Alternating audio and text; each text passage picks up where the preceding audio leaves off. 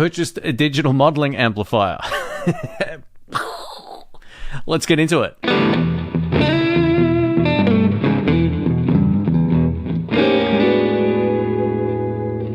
Welcome back, folks. This is Shane. I just want to share with you some of my stupidity and some of the fun that goes along with finding the thing that works best for your particular situation. And this can be anything, whether it's a cheap or expensive guitar, a cheap or expensive amp. I don't think price necessarily dictates usability and function for a particular use case. So if you find something that works for you, that's the best item, and you shouldn't necessarily let other people influence you into thinking that what you've got's a piece of junk if it's doing the job for you.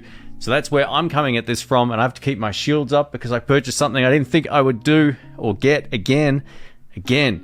I've owned one of these in the past, but this is slightly different. Recently on the channel, I had a chance to test out the Kemper Player Profiler pedal. This is Kemper's smallest pedal style profiling amplifier, but it did have some limitations and restrictions, which made it a deal breaker for me. I said in that video, it was an absolute pleasure to play. The tones were inspiring. I was able to use the old profiles I made from back in the day, and I had all of the same great tones I would get recording my amps up loud at a lower volume.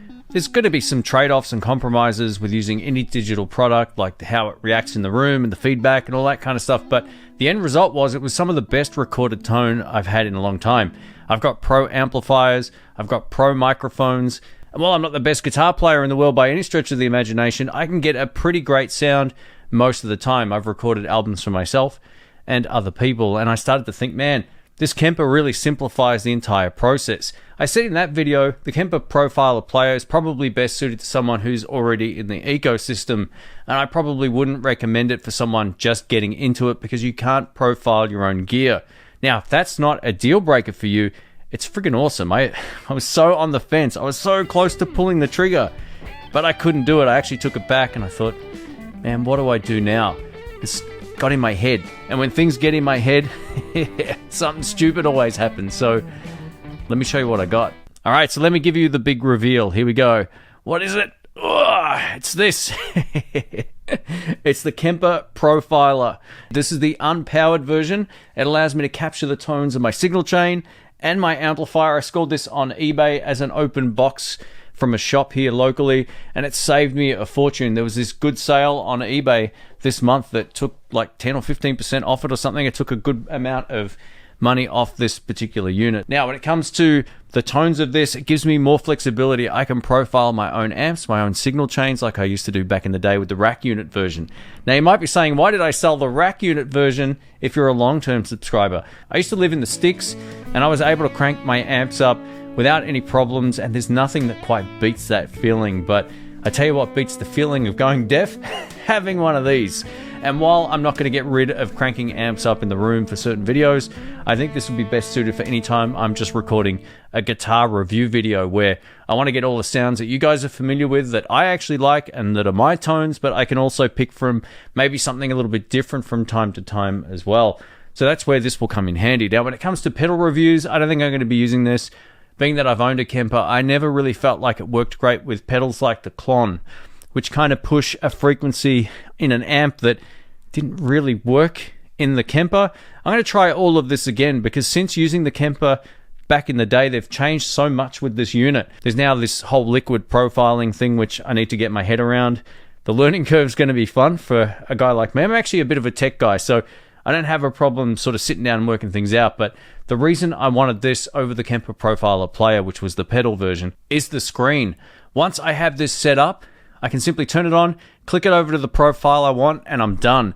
And this will really serve as a really great tool here in the studio. So I'm keen to think what you guys think of it when you do hear it, and whether or not you hear a huge difference between what you've been listening to so far on the channel and this in the mix.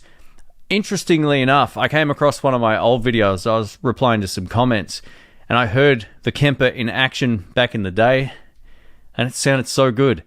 Again, it was some of the best recorded tones. and it takes the complication of the setup out of it.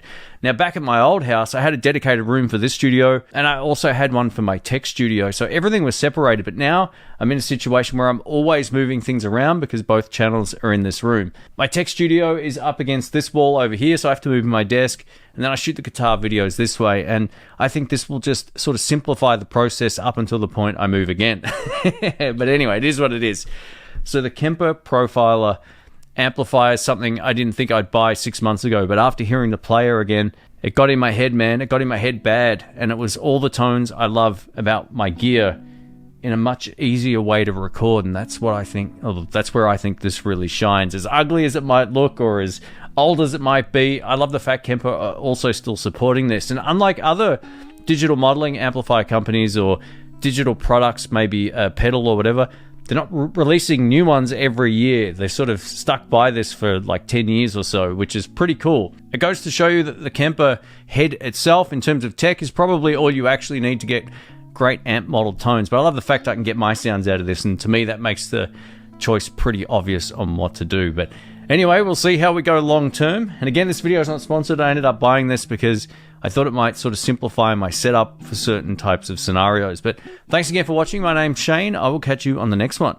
See ya.